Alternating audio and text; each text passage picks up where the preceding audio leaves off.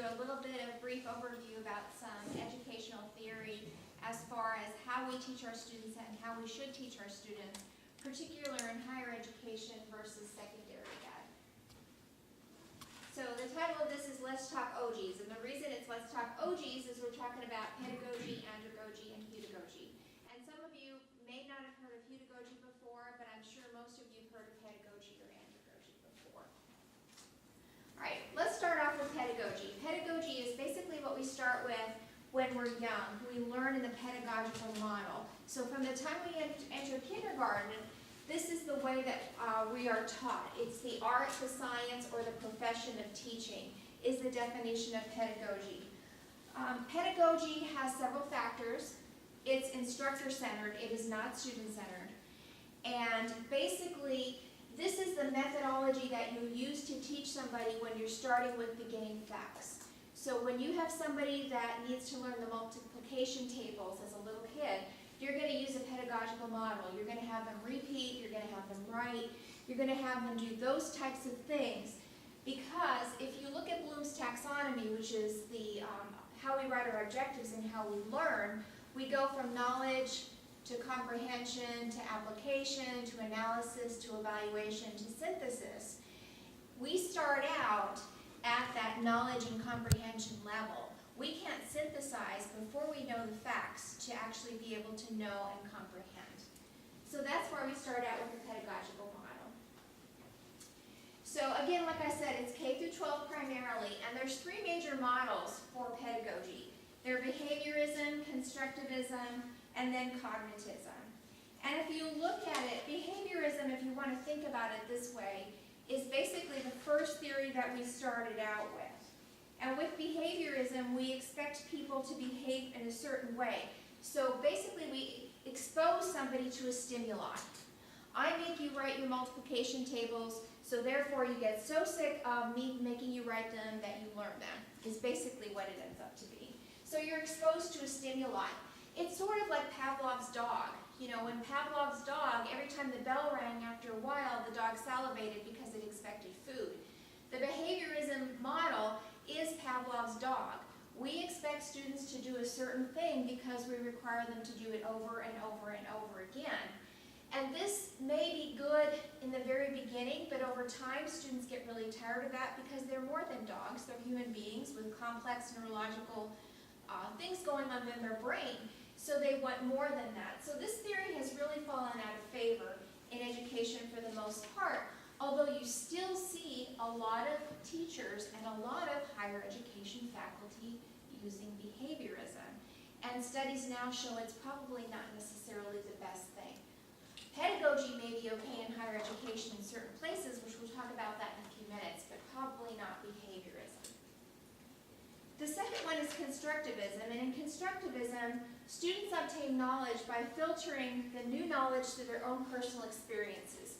So in constructivism, we at least acknowledge that people learn differently, that I learn multiplication tables different than Patty learns multiplication tables, because our brains are wired differently and we're different people.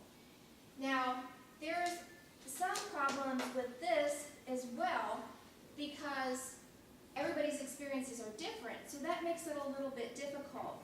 But some of the theorists in this area were like Piaget and Lev Vygotsky. These are people that thought people learned by actually being exposed to different things and kind of learning on their own and processing it on their own, rather than being treated like as a group and everybody's the same. The next theory is cognitism, and in cognitism, this is a later theory based on the other two. This centers around how the brain works, how the brain of the learner works. And Gagne's learning theory is probably the most common example of this. But basically, this is where we got into the learning styles.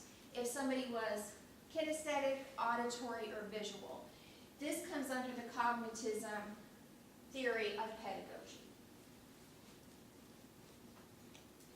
There's some new pedagogies that are out there now. They're emerging pedagogies. It's called Pedagogy 2.0. And these are more student-centered again. You're looking at social learning.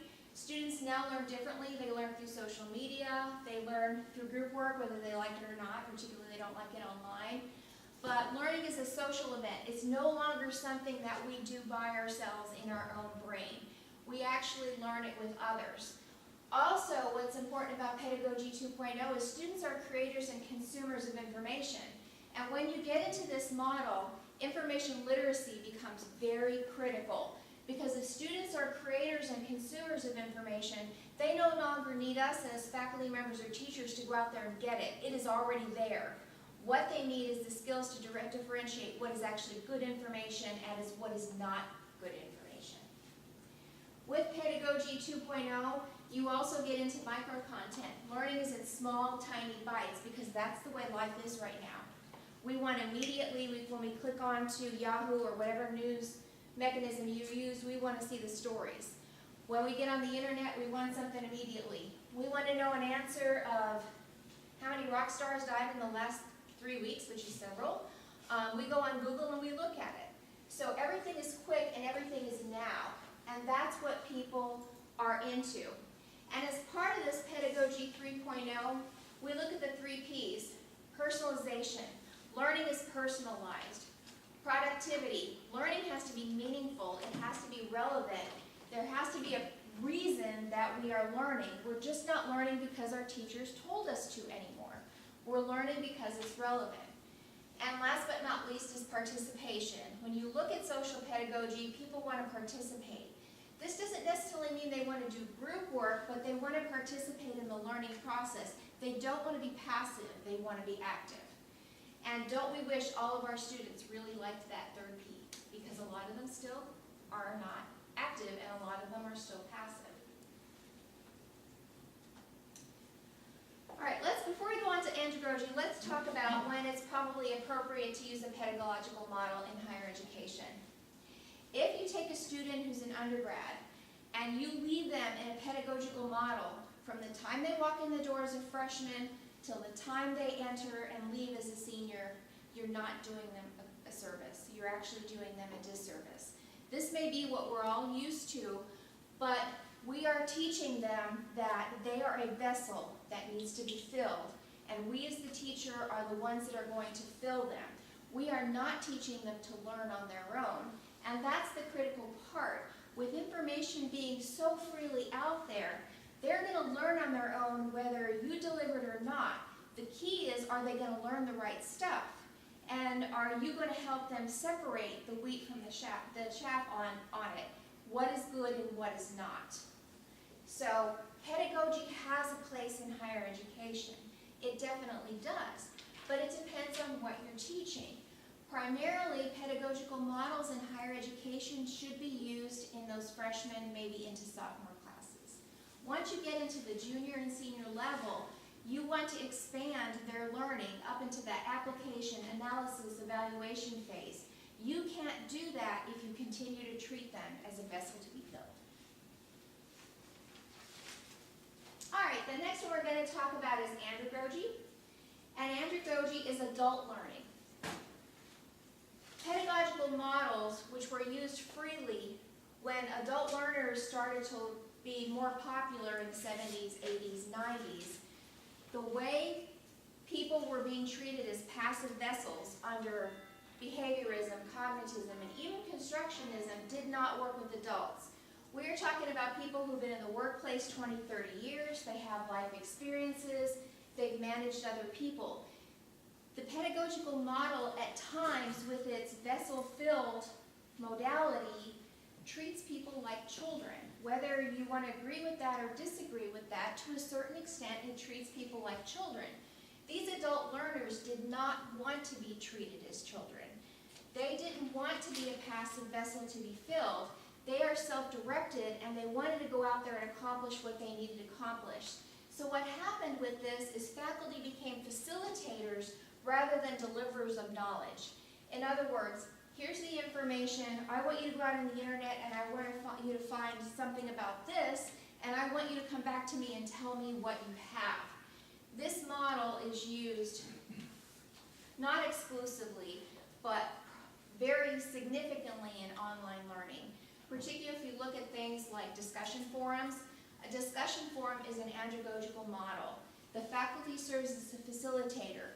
They don't necessarily get out there and lecture to their online class. They may do some short video or audio bites, but if you put a 1-hour lecture in an online class and expect your students to view it, you can forget it. They're ignoring it because that's not what people necessarily want. People can't take more than about 7 to 10 minutes of video at a time. So this is why the faculty fills that facilitator role instead.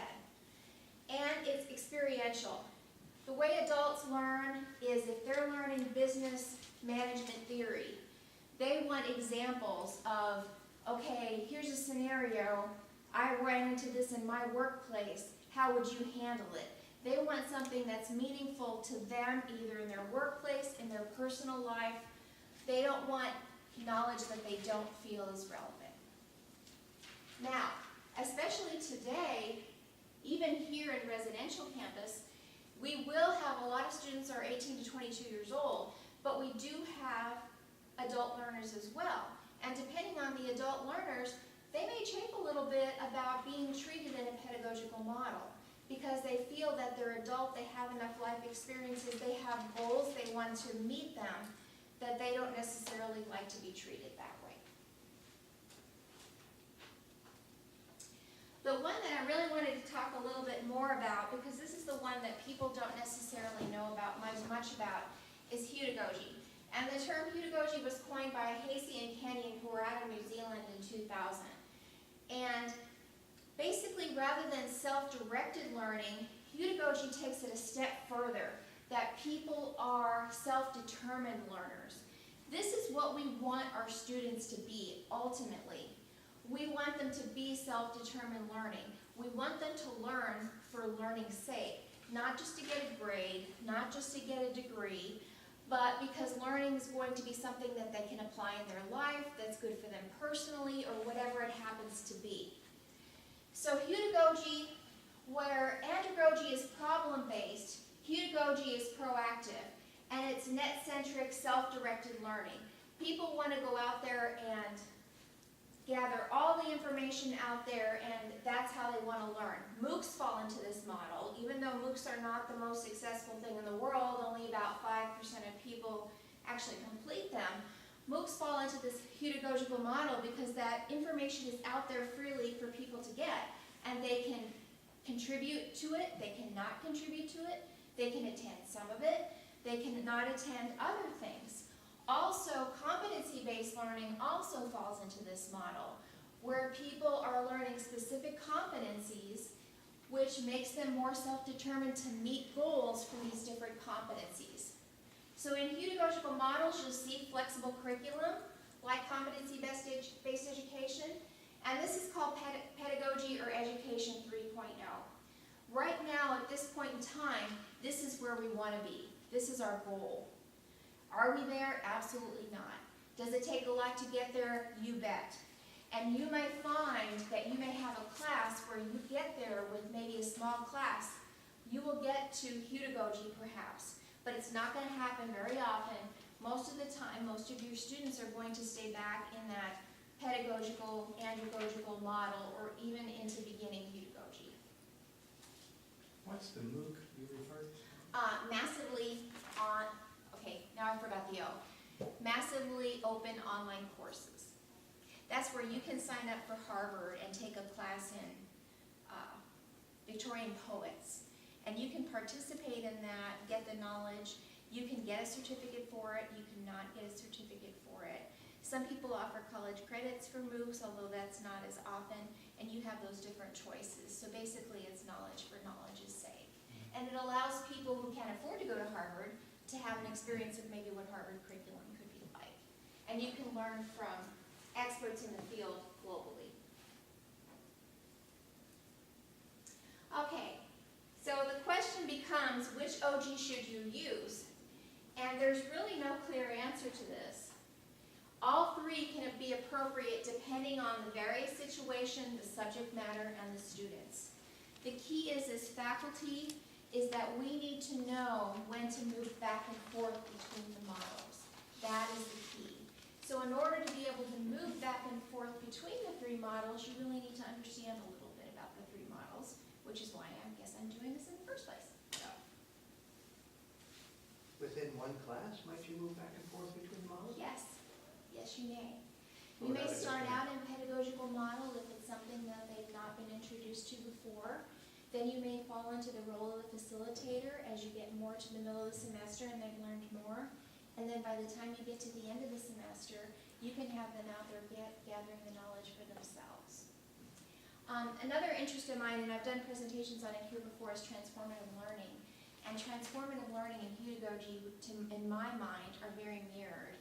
It's the utopian learning state. It's where we want the students really to be. Are our students all going to get there? No. Are we going to have a few that do? Yes, and that's very much a win when we get there. Another question before you move on. Where does the following student fit in? A student who you point in the right direction, you give a few instructions, and they take off. They would probably fall into the andragogical, pedagogical model. Even though andragogy is classified as adult learning, that doesn't mean that you can't have a 12-year-old or a 13-year-old or a 14-year-old that's self-directed and need that andragogical model. It really doesn't have anything to do with age. It has a lot to do with how they were taught in the past, motivation, transactional distance. I don't know if you guys are familiar with transactional distances, but transactional distances with online learning is how far away they are from the source of learning and how that impacts how they learn. So basically, yes, it can be all of those things. Does anybody else have any questions about those three before we move on? Because next is a quiz. It's an interactive quiz. It's just a review, basically. That's all I want to cover today because I don't want to provide you too much. Because if we there's no reason to get into heavy theory, I guess. This is more or less a practical approach. Just the major point of me doing this whole presentation is the fact that you do flip back and forth, depending on this class, the learner, the situation. Hopefully when you're doing engineering senior design project, you're still not back in the pedagogical model. That would not necessarily where you necessarily want to be. The first day they walk into statics class, yeah, they're probably in the pedagogical model, and that's okay. The first time they walk into Comp 1, they're probably in a pedagogical model.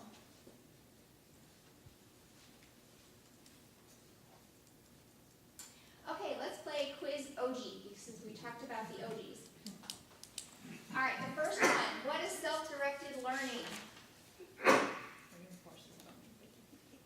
Which one's correct? Is it pedagogy, andragogy, or half pedagogy twice? I don't know why I did that. To fool you, I guess. That must mean that's the right answer. We'll test it, but I don't know. Oh, please don't tell me it's not going to work. It worked before I came here. So, actually the answer for self-directed learning is andragogy. It is andragogy. Okay, let's try the next one. Pedagogy 2.0 includes use of technology, is the art and science of teaching, is student-centered, or all of the above. Is pedagogy student-centered? No, it's not. Pedagogy is teacher-centered, so that one's out. What did we say the definition of pedagogy was? The art and science of teaching, okay. And Pedagogy 2.0 does include technology. We talked about social media and things like that. So the answer for this one is includes use of technology and is the art and science of teaching. It actually has two answers. It's one of those questions that we give our students and say, pick all that are correct and they hate it. Okay, the next one. I don't think I went over this. This is like a bonus question. What theorist coined the term andragogy?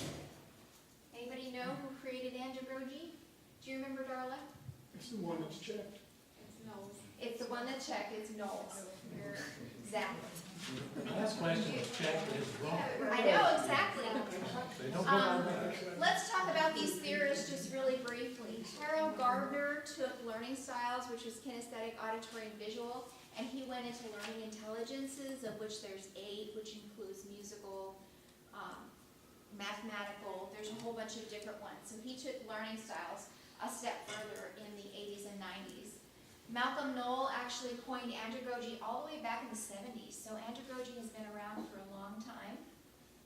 Stuart Hayes and Chris Kenyon are the two from New Zealand that actually coined the term pedagogy.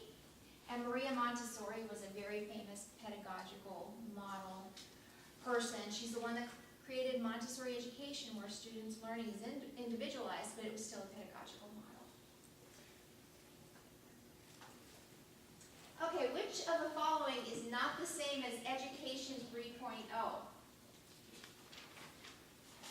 Andragogy 3.0, Pedagogy 3.0, Pedagogy, or self-determined learning? Okay, what was the definition of pedagogy? Self-determined learning, okay. Did I talk about an andragogy 3.0? No, so the answer that is wrong is andragogy 3.0. Pedagogy 3.0 and pedagogy and self-determined learning are basically the same three things. It gets really confusing when they call pedagogy 3.0 the same thing as pedagogy, but that's a pedagogical model that's moving toward pedagogy, which is why it gets a little confusing. Okay, behaviorism is a type of, this is Pavlov's dog. Yeah, it's pedagogy. Pedagogy, okay?